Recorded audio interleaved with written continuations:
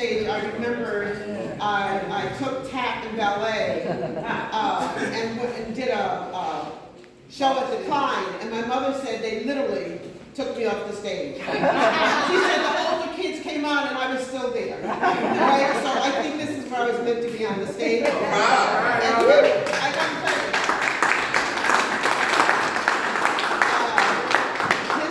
you, this being the state senator, representing all of Toronto, Monroe, and Bridgeport, and living here in Bridgeport, has been one of the hardest jobs I've ever taken on. But I do want to tell you, I've been talking to some people, my heart is so full. Not just because you all are here tonight, but because what I've been able to do, this has been my best year. My very best year.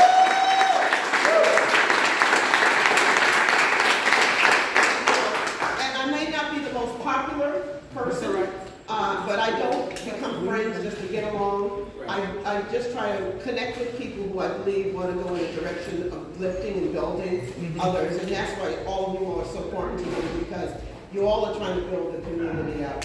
Whether it's children, whether it's the vet center, we're all working together to try and lift up the community, and that's all I want to be able to do. And so when I look at my past, this has been 8 years, when I look at the past 7, it really is a journey. It's really hard. You really gotta build relationships with people.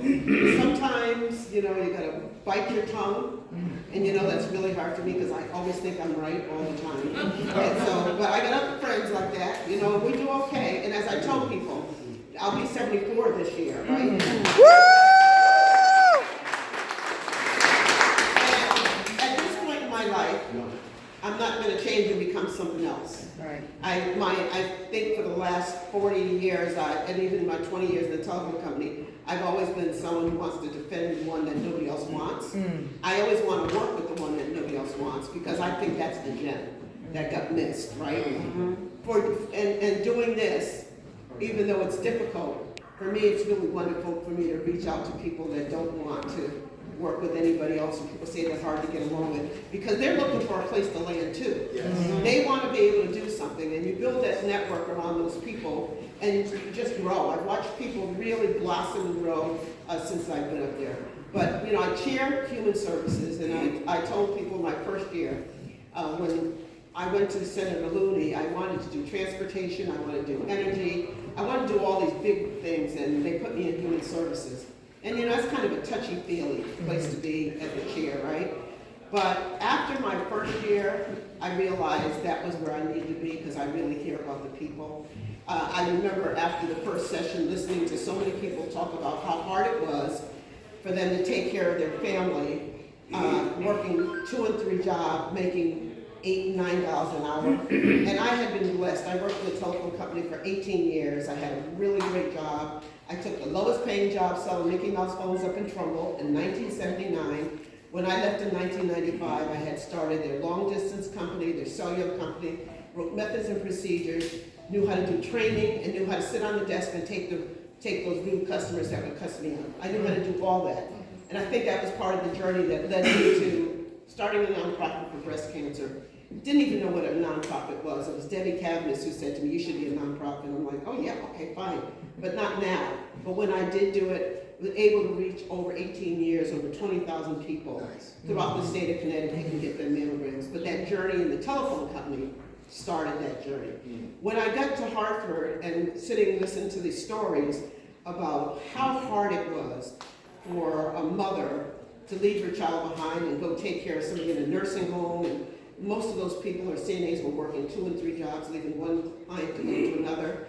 And at that time, my mom was about 90 years old, and we had to get an aide for her.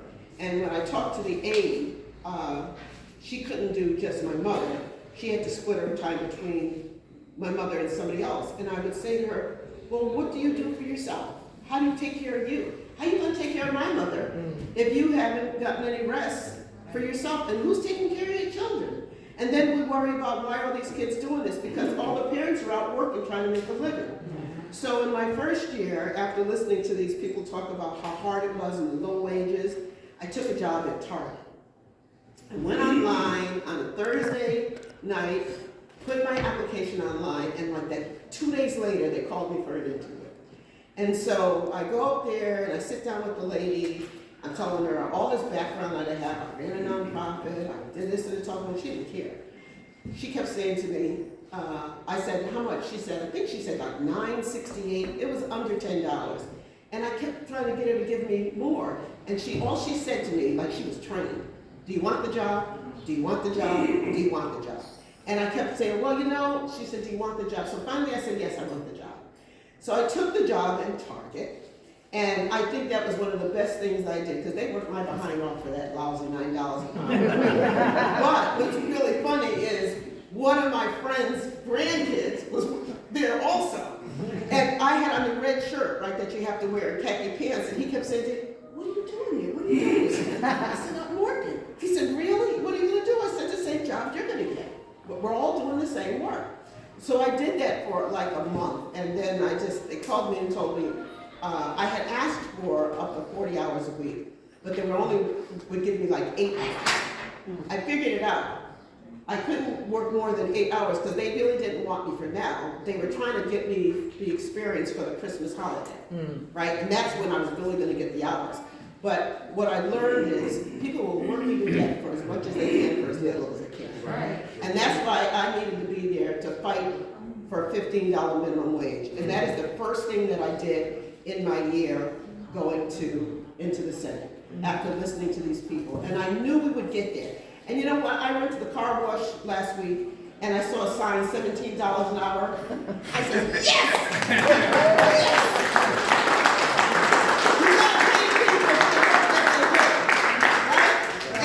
And you know, COVID did a lot of things, but it also showed us how poorly we were treating workers in the hospitals and the nursing homes and stuff. So they had to address it. When I was at Target about 2 months ago, and I was in the elevator with this kid, and he was taking the carts to the car, and I said, oh, what are you doing? He says, well, I do the delivery. They can drive up and I do it. I give them their groceries. So I said, how much are you getting? He said, $15 an hour. I said, are you really? You know, when I worked here, I got $10. He looked at me like, when did you work here? I said, about 5 years ago. But they were only paying under $10 an hour. And now these jobs are paying $50. It's some things you just got to keep fighting for. I'm so proud that I was there in Human Services to do that. But on this journey of looking at people, and I was talking to some people a couple of weeks ago, and I just said, you know, I love doing this for the people. I really love doing this. I think it is my heart. I think I got it from my dad, who was a very generous person and did a lot of good stuff in the community. I think I have his gene to do this work. But I also have a broad shoulders and a stiff back. That you bring it. I had a shirt on yesterday that said, try me, Malcolm X. And the young man said to me, right on, sister, I said, that's right. Bring it. Just like you bring it, be ready to take it. Because if you bring it, I can bring it back to you. But that's what it takes to really stay in the game and not sell out. Yes. I've not taken anything for myself other than the appreciation and the love that I get from people for doing the work. And I'm so appreciative to be able to be here. But God has just blessed me more than you could ever know in this position. Because 3 years ago, or 2.5 years ago, a white male legislator walked up to my friend, who was a young black woman lobbyist. She had a sign, a pin on that said, protect black women. And he said to her, I need a pin that says protect white women. And I was like, oh, no, he didn't, Arvia. She said, yes, he did. I said, oh, that is so wrong. And I went to some of my colleagues and said, you know, this is just wrong for someone to say something like, especially someone with so much experience in being in the Senate, to say, you have no idea what it's like to be a white man in a white male-oriented organization, right? And so my 3 senators, white females, went to Senator Looney, who's the president pro tem, and said, we cannot allow this. You must give that position to Marilyn and take it away from him. And Senator Looney did it, and that senator agreed to do it also. And he has worked really hard with me to make sure that I have everything I need as the subcommittee, chair of the subcommittee on bonding. And in that role, this is why I'm so appreciative to what he did. Because sometimes things happen, but it's what you do with it after that really makes a difference, right? And I could have been mean, I could have been nasty, I could have thumbed my nose at him and said, ha ha ha, they took it away from you. But instead I worked with him to figure out, how do I do bonding? Because it seemed to be a secret. How do you do bonding? How do I get the money? And how do I get money to bring back into my community, right? And so I'm so proud that Trumbull's here. They're going to have a vet center.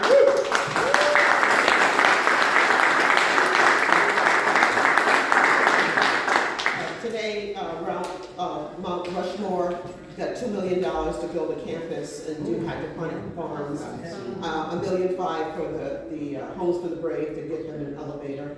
Right? Make-A-Wish Foundation got money. It's just been a wonderful place for me to be. It's like everything that I thought was hard and tough and I got beat up about just prepared me to be here. When the door opened, I knew how to go through the door and get open here. Sometimes knocking the door down, right?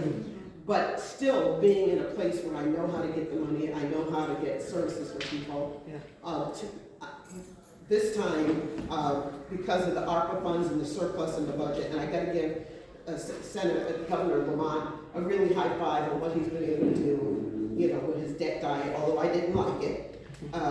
It's really made a huge difference for us here in Bridgeport, because we brought in I think it's like 2.1 or 2.5 million just for nonprofits. And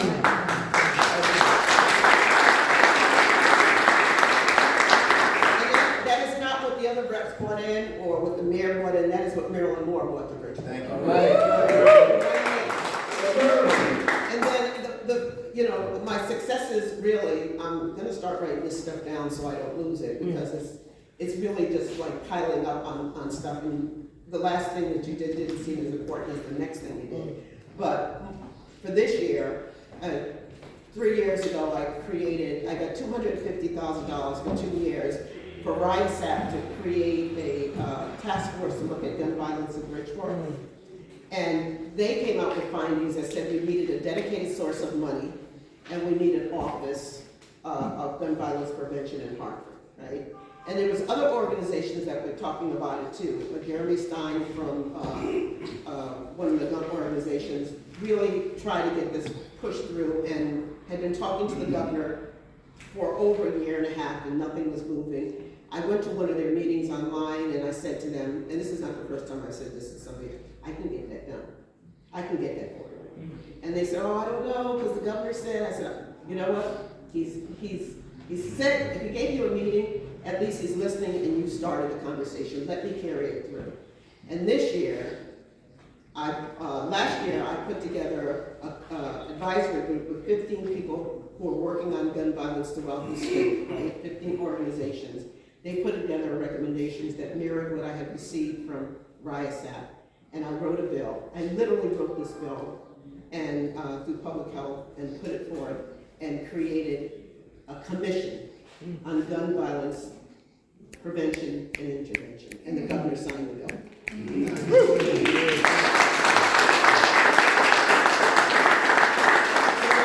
There's $400,000 to set up the staff that will fall under the Department of Public Health. The commissioner will oversee the commission of the Department of Public Health will oversee it.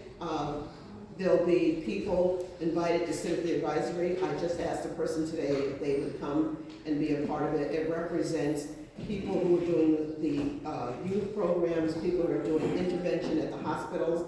It represents everybody. Because we pour money into these programs and nobody evaluates them. We just keep putting money, and then you'll hear somebody say, well, I sent them money, I gave them money, but what are they doing? Right? Are they doing the work that needs to get done? Can they evaluate their work? Right? And are they making a difference? And from day one, I have said, because I had a nonprofit for breast cancer, I said, you know, I'm applying for money for a breast cancer organization. I'm at a bidders conference, and the hospitals are there. Well, it is the hospital system that created health disparities, right? By turning people away, by not having people who can speak more than English, by not sharing what's available, and for giving less standard care to people of color than they give to white, right? I learned all this, and I don't have a health background, but I learned this by watching and talking to women who were coming in telling me their stories of what happened when they went to the doctors. And I said, this is an unfair system. These people created the problems, and now they're able to go back and get more money, and they're not gonna change anything, right? So in my role as the executive director of that nonprofit, I did what I was supposed to do. I told those other people, you're poverty pimps. You're just living off the system, not really making those changes. I don't want us to bring money into Bridgeport and give people money just to be. I want to bring the money into Bridgeport and help our kids, right? Educate them, provide them with trauma, counseling, get them off the streets, give them some training and different things. The McBride Foundation is teaching kids how to do fencing. I mean, like, we have so many opportunities now, and I'm holding all of those people, all of them, accountable, because I do have the power to pull that money back at any time. And I have done that. When people don't do what they say they're going to do and think they have the money, I'm just like, I can just go to OPM and say, I don't want them to get any more money. They're not doing their job. So I'm holding everybody accountable because it's up to us. That's right. It is our responsibility to take care of this community. It is our responsibility to take care of these children. And it is our responsibility to be responsible with dollars that come here from the state. I don't believe in wasting my money. I don't believe in wasting your taxpayer money. So this has been a great year. I'm looking forward to, I don't have a primary. I'm like so grateful for that it looks like they're going to be vacation this year. And I don't know that there's even going to be a Republican challenger. And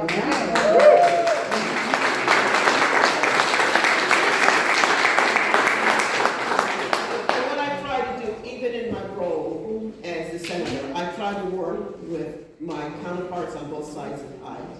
Because when the people elect me, no matter where you're at, they're not once I'm elected, they're expecting me to serve all of them. And that's what I try to do. I'm not looking to make friends with them, but I am looking to find out what's the greater good and what is the needs of people. And I'm honored to go back, hopefully again in January, and continue to serve and bring back more dollars and make more changes and do the job that needs to be done. I'm very honored to serve such a diverse community as a rural town like Monroe, you know, a suburban town like Trumbull with some of the greatest schools, and a part of Bridgeport. I want that for all of us. And that's why I'm here, and that's why I thank you all for supporting me financially. And, you know, the top of the ticket, they're gonna need us. They're all gonna need us, so it's gonna be important for us to be able to support the whole ticket and go straight into us. But I'm grateful. I thank God for you all. I thank God that I'm able to stand here. I want to thank the Cape Verdean Club. I was here Sunday. Shout out to President of Communications. Every place I go, invoke Senator Ed Gomes' name. Because I would not be standing here if it were not for Ed Gomes. He trained me. I came up underneath him. He beat me up. He called me names. He fed me. You know, he was just like there for me no matter what. And I considered him to be my best friend. And he did so much for the people. I mean, for labor, for workers, I mean, he said some things on the floor of the Senate that I was like, wow, he's got a lot of guts. But I invoke his name because when I was here on Sunday and the President of Communications was here, they were very kind to me and generous. I actually had tears. And I didn't understand everything he was saying, but I understood the sentiment of what that man was saying to me. And I was just saying, Ed, I hope you're watching. And my mom is Cape Verdean descent too. And I said, the ancestors are watching over me and so is God. And I'm grateful for all of you.